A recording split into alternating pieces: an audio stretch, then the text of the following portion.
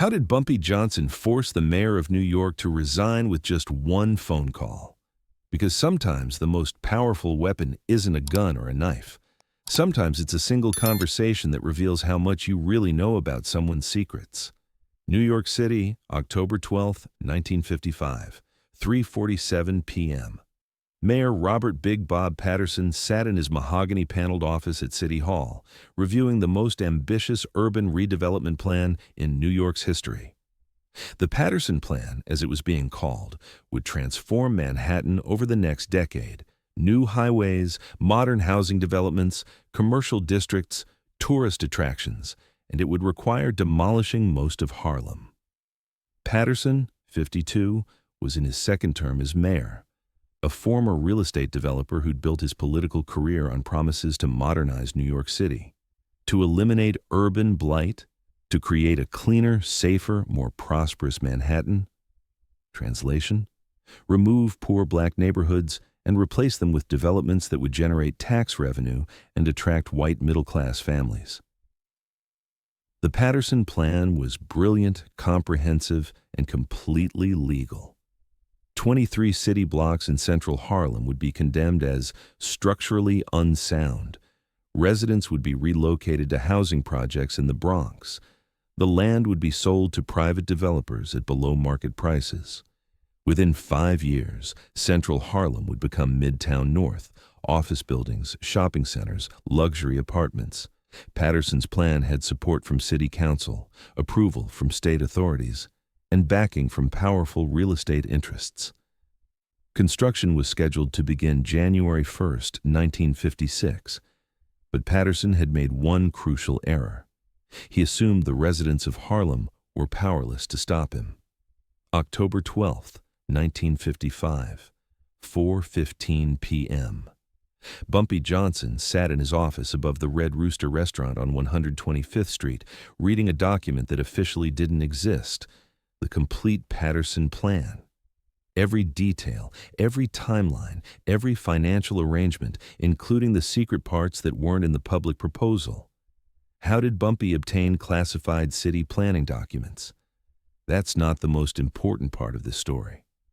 The important part is what those documents revealed.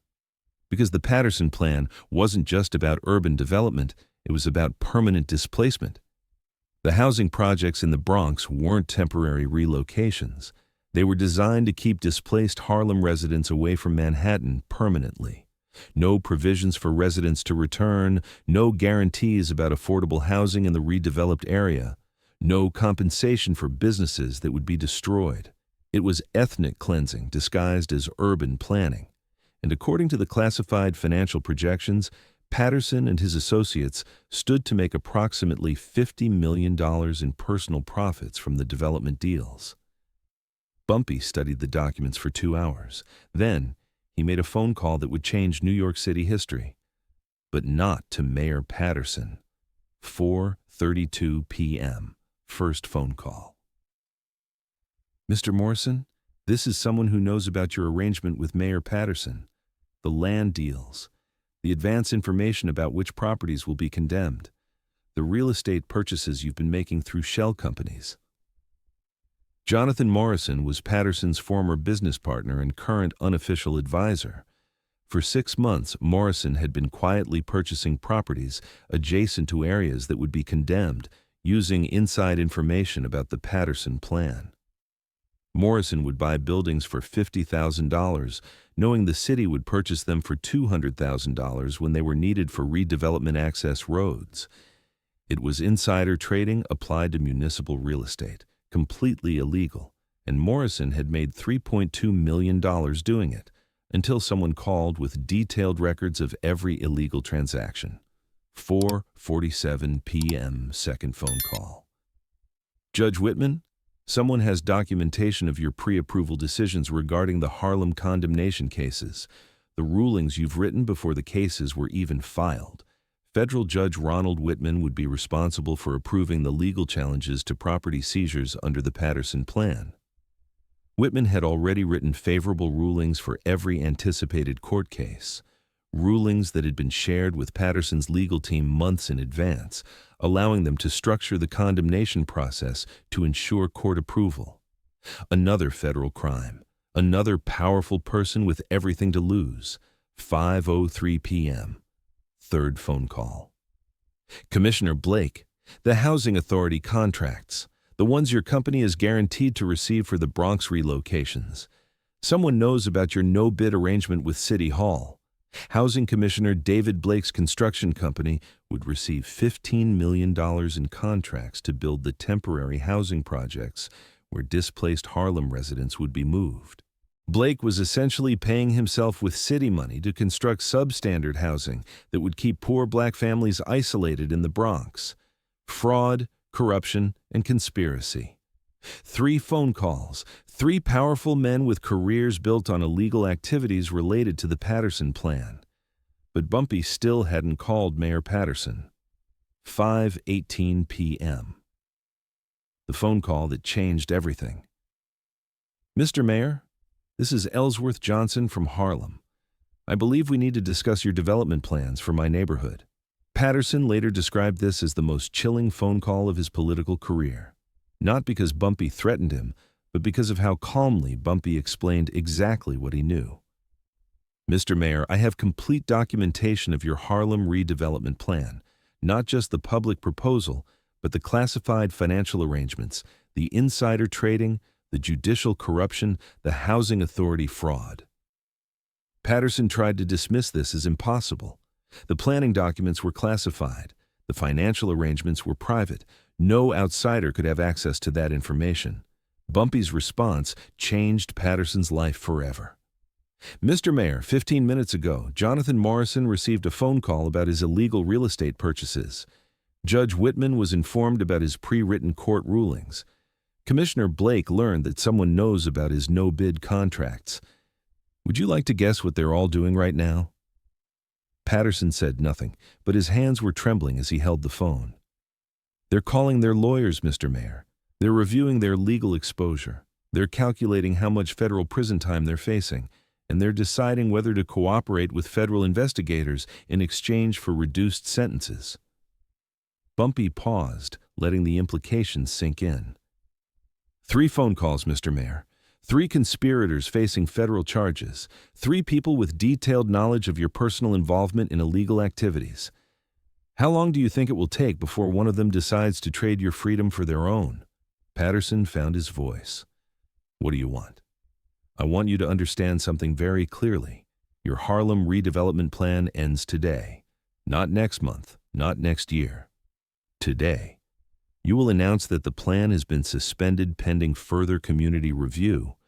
You will publicly commit that no residents will be displaced without their consent, and you will ensure that any future development includes community ownership and economic benefits for current residents. Patterson said this was impossible. The plan had too much momentum, too much political and financial backing. Bumpy's response became legendary in New York political circles. Mr. Mayor, momentum means nothing when federal investigators start asking questions. Political backing disappears when corruption scandals begin. Financial support evaporates when your partners face prison time. Bumpy's voice became quieter, more intense. In approximately 30 minutes, copies of all relevant documentation will be delivered to the FBI field office, the U.S. Attorney's Office, and the offices of 3 major newspapers. Your conspirators are already preparing to save themselves by destroying you. Patterson begged for more time, for a chance to negotiate, for any alternative that would save his career. Mr. Mayor, you have until tomorrow morning to announce the suspension of your Harlem redevelopment plan. After that, federal investigators will have everything they need to end your political career and begin your criminal prosecution.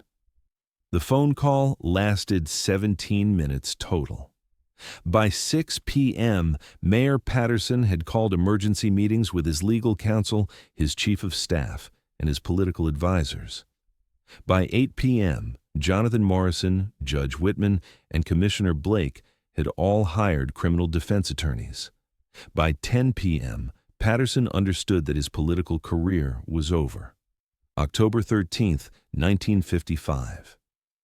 9 a.m. Mayor Patterson held a press conference announcing the temporary suspension of the Harlem redevelopment plan pending additional community input and environmental review. The suspension became permanent, but that wasn't enough to save Patterson's career, because Bumpy had been right about everything. Within 2 weeks, Jonathan Morrison was cooperating with federal investigators in exchange for immunity. Judge Whitman resigned from the bench rather than face ethics hearings. Commissioner Blake was indicted for fraud and conspiracy. Patterson tried to distance himself from the scandal, claiming he was unaware of his associates' illegal activities. But federal investigators had documentation proving Patterson's personal involvement in every aspect of the corruption. On December 3rd, 1955, less than 2 months after Bumpy's phone call, Mayor Robert Patterson announced he would not seek re-election and would resign effective January 1st, 1956. His resignation statement cited health concerns and family obligations. But everyone in New York politics knew the truth. Mayor Patterson had tried to destroy Harlem and had been destroyed by Harlem instead. Patterson left politics permanently, returned to private business, and never spoke publicly about the Harlem redevelopment plan or his phone call with Bumpy Johnson. He died in 1973, 18 years after his encounter with Bumpy Johnson. His obituary mentioned his controversial tenure as mayor, but never explained why one of New York's most powerful politicians had suddenly become irrelevant overnight. The answer died with Patterson, but the lesson lived on. The Patterson Plan became a cautionary tale in urban planning circles. Future mayors learned to engage communities before announcing redevelopment projects. The federal government began requiring community input for major urban renewal initiatives, not because of moral awakening, but because of practical politics. Because everyone remembered what happened to the mayor who tried to steamroll Harlem without considering who he was really fighting. In Harlem, they still tell the story of the phone call that saved the neighborhood. How Bumpy Johnson used 17 minutes of conversation to defeat years of planning by some of New York's most powerful people.